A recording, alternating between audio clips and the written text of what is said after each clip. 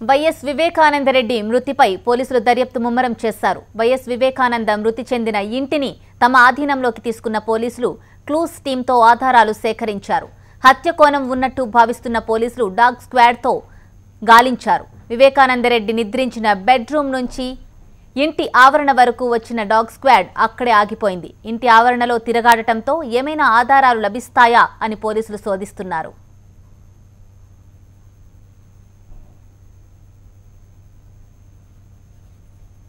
Spot నుంచి మరింత సమాచారాన్ని మా ప్రతినిధి నాగరాజు అందిస్తారు. ఉదయం గుండెపోటుతో మరణించాడన్న వార్త జిల్లా వ్యాప్తంగా కూడా సంచలనం రేకెత్తించగా తర్వాత నిమిషాల వ్యవధిలోనే అనేక అనుమానాలు వ్యక్తమవుతున్నాయి. మొదటిసారిగా ఆయన ఇంట్లో ఒక్కడుంటుండగా పని మనుషులు మాత్రం చూసి ఆయన పిఏకు సమాచారం అందించారు. ఆయన పిఏ వచ్చి చూడగా ఆయన రక్తం పండుగలో పడి ఉండడానికి గమనించిన పిఏ వెంటనే కుటుంబీకులందరికీ కూడా సమాచారం ఇచ్చారు. ఈ నేపథ్యంలోనే ఆయన పిఏ కృష్ణారెడ్డి చెప్పిన సమాచారం ప్రకారం ఆయన పడి ఉన్న చోట దాదాపు 2 లీటర్ల రక్తం పడి ఉండటం, తర్వాత బాత్రూంలో ఫ్లోర్లో కూడా రక్తం తాకడం కూడా పలు అనుమానాలు తావిస్తుంది. అయితే మొత్తం ఎటువంటి ఫ్యాక్షన్ నియోజకవర్గమైనప్పటికీ ఎటువంటి ఫ్యాక్షన్ మరకలేని నాయకుడు, సౌమ్యుడిగా పేరుగాంచిన వివేకానందరెడ్డి హత్యకు గురి ఇలా అనుమానాస్పద స్థితిలో మృతి చెందడం మాత్రం జిల్లా పులివెందుల వాసులను తీవ్రంగా కలిసివేస్తుంది. అయితే మొదటి నుంచి కూడా వాళ్ళ పిఏ చెప్పే సమాచారం ప్రకారం, కుటుంబీకుల సమాచారం బట్టి చూస్తే మాత్రం ఖచ్చితంగా హత్య అన్న అనుమానాలకు తావిస్తుందన్న అనుమానాలకు బలం చేకూరుతుంది. అంతేకాకుండా మనతో ఉదయం మాట్లాడిన ఆయన సోదరుడు మనోహర్ రెడ్డి కూడా అనుమానాలనే వ్యక్తం చేశాడు. అంతేకాకుండా కడప మాజీ ఎంపీ వైఎస్ అవినాష్ రెడ్డి కూడా ఈ వైఎస్ వివేకానందరెడ్డిపై హత్యపై ఖచ్చితంగా అనుమానాలు వ్యక్తం చేయడం జరిగింది. అయితే పిఏ మాత్రం పలు అనుమానాలతో కూడిన లేఖను ఇస్తూ పోలీసులకు కంప్లైంట్ చేశారు. ఖచ్చితంగా వైఎస్ వివేకానందరెడ్డిది హత్య, దీనిపై అనుమానాలు ఉన్నాయి, విచారణ చేపట్టాలని కూడా చెప్పడం జరిగింది.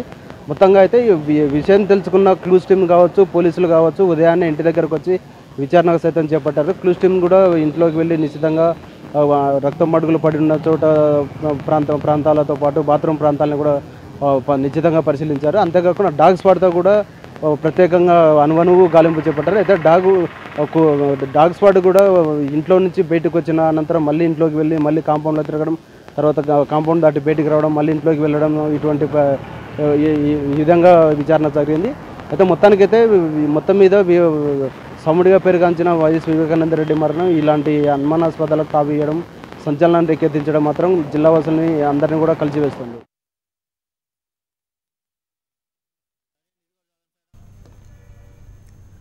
వైఎస్ వివేకానంద మృతిపై తమకు కూడా అనుమానాలు ఉన్నాయంటున్నారు వైసీపీ ఎంపీ విజయసాయిరెడ్డి. గుండెపోటుతో చనిపోయాడంటూ తమకు సమాచారం వచ్చిందని, అయితే శరీరంపై ఉన్న గాయాలు, పరిస్థితులను బట్టి అనుమానాలు కలుగుతున్నాయన్నారు.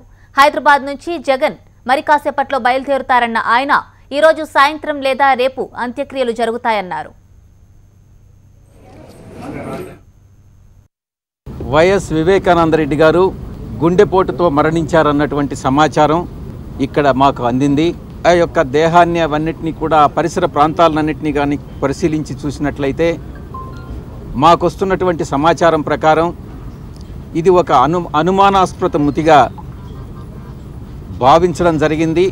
వైఎస్ఆర్ కాంగ్రెస్ పార్టీ కుటుంబ సభ్యులందరూ కూడా దీనిపైన లోతైన దర్యాప్తు జరపాలి, ఇది నిజంగా యాక్సిడెంటల్గా జరిగినటువంటి మరణమా, లేకుంటే అనుమానాస్పద మృత్య, దీని వెనక ఎవరైనా ఉన్నారా అన్నటువంటి విషయాన్ని బయట తీసేదానికి పోలీసులు నిష్పాక్షమైనటువంటి లోతైనటువంటి దర్యాప్తు జరపాలనని వైఎస్ఆర్ కాంగ్రెస్ పార్టీ డిమాండ్ చేస్తూ ఉంది.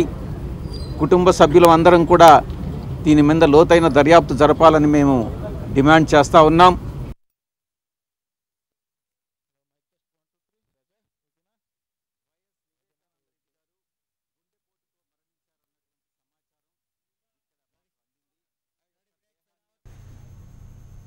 షార్ట్ బ్రేక్ తీసుకుందాం, చూస్తూనే ఉండండి హెచ్ఎం.